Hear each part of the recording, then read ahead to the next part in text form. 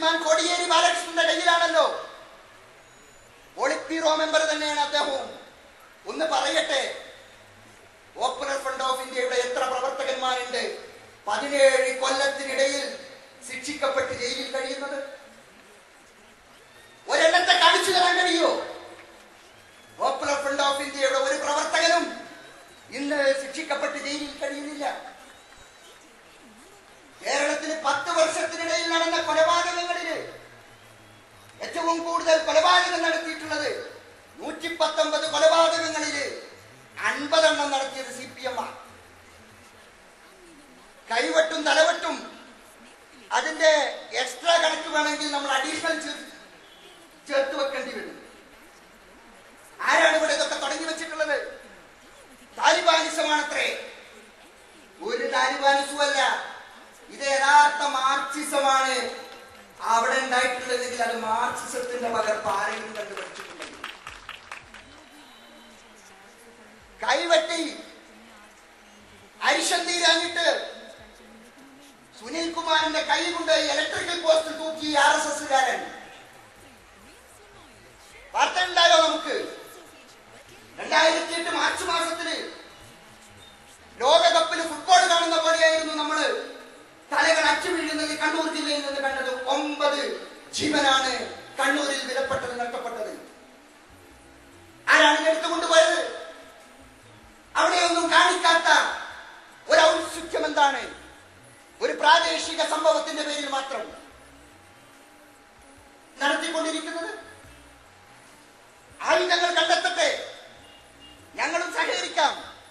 തയ്യാറുണ്ടോ? വെല്ലുവിളിക്കുന്നു.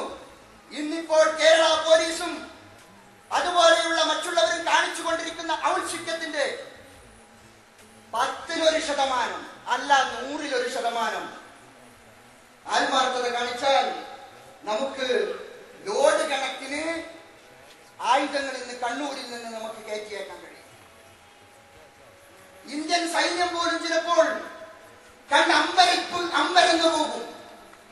ആ രീതിയിലുള്ള ആയുധ ശേഖരങ്ങളല്ലേ കണ്ണൂരിൽ ശേഖരിച്ചു വെച്ചിട്ടുള്ളത്. ആയുധങ്ങൾ വേട്ടയാടുന്നു പോപ്പുലർ ഫ്രണ്ടിന്റെ കേന്ദ്രങ്ങളിൽ നിന്ന്.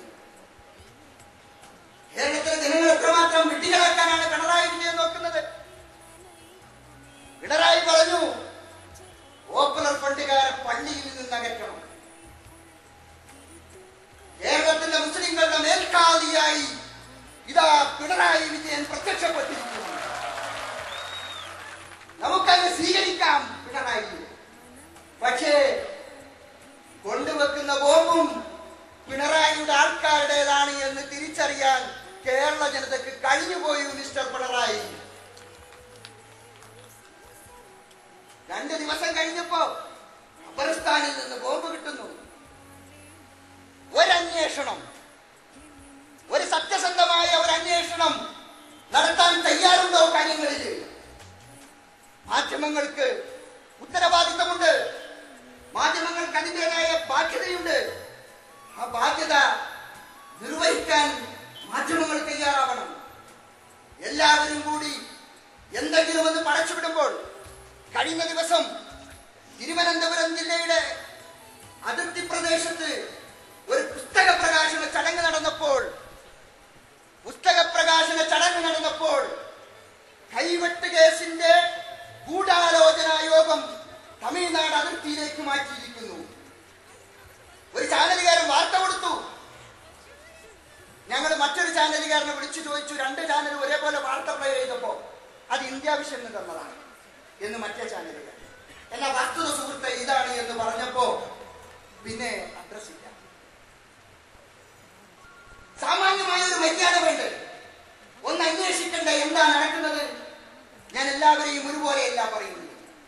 മാന്യത കാണിക്കുന്നവരുണ്ട്, മാന്യത കാണിക്കുന്ന ധാരാളം ആളുകളുണ്ട്.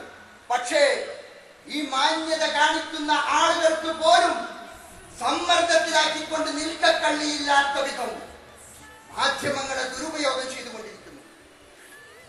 ഒരു കാലത്ത് കോൺഗ്രസിന്റെ വക്താവായിരുന്ന VN ഗാഡ്ഗിൽ പറഞ്ഞിരുന്നു, ഇന്ത്യ രാജ്യത്തെ മാധ്യമ പ്രവർത്തകരില് RSSൽ നിന്ന് മാസപ്പടി പറ്റിക്കൊണ്ടിരിക്കുന്ന 100 കണക്കിന് പത്രപ്രവർത്തകന്മാരുണ്ട് എന്ന് അന്ന് ഗാഡ്ഗിൽ പറഞ്ഞപ്പോൾ കേരളത്തിലെയോ ഇന്ത്യ രാജ്യത്തെയോ മാധ്യമ പ്രവർത്തകരൊന്നും അതിനെതിരെ പ്രതിഷേധ പ്രകടനവുമായി റോട്ടിലിറങ്ങിയതായിട്ട് നമ്മൾ കണ്ടിട്ടില്ല. RSSന്റെ താല്പര്യാനുസരണം വാർത്തകൾ മെലിഞ്ഞുകൊണ്ടിരിക്കുന്നു. നേരത്തെ സൂചിപ്പിച്ചു, ജനുവരി 26 ഓഗസ്റ്റ് 15 എന്തെല്ലാം ഭീതിതമായ വാർത്തകളാണ് വന്നുകൊണ്ടിരിക്കുന്നത്. ഭയങ്കരമായ സ്ഫോടനങ്ങൾ നടക്കാൻ പോകുന്നു. ആ സ്ഫോടനങ്ങളുടെ പിന്നിൽ സംശയത്തിന്റെ നിഴലാർക്കാ വെച്ചു കൊടുക്കുക?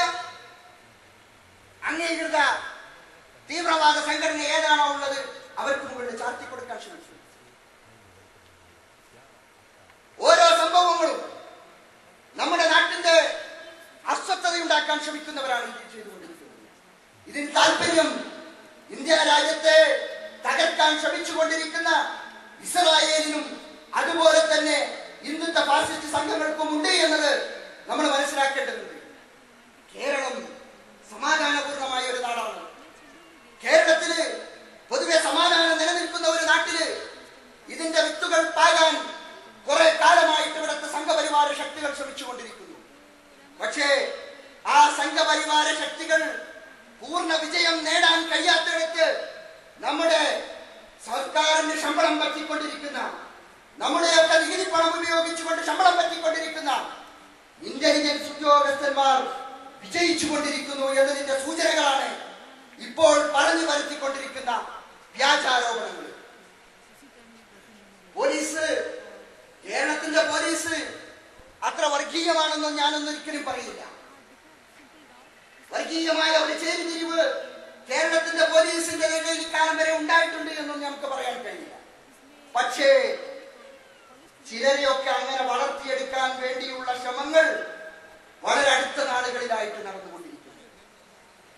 അത്തരം ആളുകളാണ് ബീഭത്സമായ ഭീകരമായ വാർത്തകൾ മാധ്യമങ്ങൾക്ക് പകർന്നു കൊടുക്കുന്നത്. പോപ്പുലർ ഫ്രണ്ടുകാരന്റെ വീട്ടിൽ നിന്ന് നീല സീഡ് കിട്ടി എന്ന് പറഞ്ഞാൽ എങ്ങനെയാണ് നാട്ടുകാരെ വിശ്വസിക്കുക എന്ന് അറിയാത്ത വിധിയായിരുന്നു അത്തരം ഒരു വാർത്ത പ്ലാൻ ചെയ്തിട്ടുള്ള IB ഉദ്യോഗസ്ഥൻ.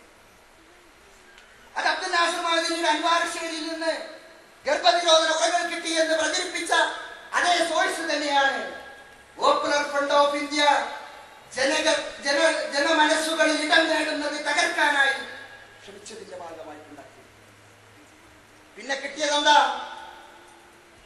ഇതിനിടയിൽ കിട്ടിയിട്ടുള്ളത് ഒരു എയർ ഗൺ. ഈ എയർ ഗൺ എന്തിനാണ് ഉപയോഗിക്കുന്നത് എന്ന് പോലുള്ള ബാലപാഠം അറിയാത്ത ജേർണലിസം കോഴ്സിൽ ഞാൻ പറയുന്നു, മാധ്യമ പ്രവർത്തകരോട് ജേർണലിസം കോഴ്സിൽ അത്തരമൊരു ചില ടെർമിനോളജികളൊന്ന് പഠിപ്പിച്ചു കൊടുക്കാനുള്ള സംവിധാനമെങ്കിലും മാധ്യമങ്ങളിൽ ഉണ്ടാകുന്നതാണ്. എയർ ഗൺ എന്തിനാണ് ഉപയോഗിക്കുന്നത്, റിവോൾവർ എന്തിനാണ് ഉപയോഗിക്കുന്നത്, തോക്ക് എന്തിനാണ് ഉപയോഗിക്കുന്നത്, ബോംബ് എന്തിനാണ് ഉപയോഗിക്കുന്നത്, പടക്കം എന്തിനാണ് ഉപയോഗിക്കുന്നത് എന്നൊക്കെ ഒന്ന് പഠിപ്പിച്ചു കൊടുക്കാനുള്ള ഒരു സംവിധാനമൊക്കെ മാധ്യമങ്ങളിൽ ഉണ്ടാക്കിയെടുക്കുന്നത് നല്ലതാണെന്നാണ്. എത്ര ഭക്ഷണത്തിലാണ് ഒരു എയർ ഗണ്ണ് കിട്ടിയപ്പോൾ ഭീകരവാദത്തിൽ, അതും വാഗമണ്ണിൽ നിന്ന് ട്രെയിനിങ്ങിന് ഉപയോഗിച്ചിട്ടുള്ള തരത്തിലുള്ള ഒരു എയർ ഗണ്ണാണ് കിട്ടിയത്. ഇവരെങ്ങനെ നടക്കുകയാണ്? എത്രമാത്രം വിഡിത്തമാണ് ഓരോ ദിവസവും വിളമ്പി. തലേന്ന് വിളമ്പുന്ന വിഡിത്തത്തിന്റെ നേരെ എതിർഭാഗമായിരിക്കും പിറ്റേ ദിവസം വരുന്നത്. അതൊന്നും കമ്പയർ ചെയ്യാനുള്ള സമയമില്ല. കാരണം അതാത് ദിവസങ്ങളിൽ അത്യാവശ്യം സ്കൂപ്പുകൾ പോകേണ്ടതുണ്ട്. എവിടേക്കാണ് നമ്മൾ എത്തിച്ചുകൊണ്ടിരിക്കുന്നത്? നമ്മുടെ നാടിനെ നിലനിർത്തേണ്ട, നമ്മുടെ നാട്ടിലെ സമാധാനം നിലനിർത്തേണ്ട വലിയ ഉത്തരവാദിത്തമുള്ള മാധ്യമങ്ങൾ ഈ ഒഴുക്കിനനുസരിച്ച് നീന്തുന്നതിൽ നിന്ന് മാറി നിൽക്കേണ്ടതുണ്ട് എന്നാണ് രാജ്യ താല്പര്യമുണ്ടെങ്കിൽ, ജനതാല്പര്യമുണ്ടെങ്കിൽ മാധ്യമങ്ങൾ ചെയ്യേണ്ടത് എന്നാണ് ഇത് അവസാനിപ്പിക്കേണ്ടതുണ്ട്. ഓരോരോ സന്ദർഭങ്ങളിലും ഈ നാട്ടില് 10-17 വർഷമായി പൊതുജനങ്ങളുടെ ഇടയിൽ നിന്നുകൊണ്ട് പ്രവർത്തിച്ചുകൊണ്ടിരിക്കുന്ന പ്രസ്ഥാനമാണ് പോപ്പുലർ ഫ്രണ്ട് ഓഫ് ഇന്ത്യ. ഈ രാജ്യത്തെ ജനങ്ങൾക്കിടയിലാണ് ഞങ്ങൾ പ്രവർത്തിക്കുന്നത്. ഈ രാജ്യത്തെ തകർക്കുന്ന ഒരു തരത്തിലുള്ള വിധ്വംസക പ്രവർത്തനങ്ങൾക്കും 17 കൊല്ലത്തെ തെളിവുകൾ നിങ്ങൾ അന്വേഷിച്ചിട്ട് നിങ്ങൾക്ക് കണ്ടെത്താൻ സാധിച്ചിട്ടില്ല. 6 കൊല്ലം ഇന്ത്യ രാജ്യം RSS ഭരിച്ചിരുന്നു. RSS ഭരിച്ചപ്പോൾ അന്ന് ആ RSS ഇന്ത്യ രാജ്യം ഭരിക്കുന്ന ഘട്ടത്തിലാണ്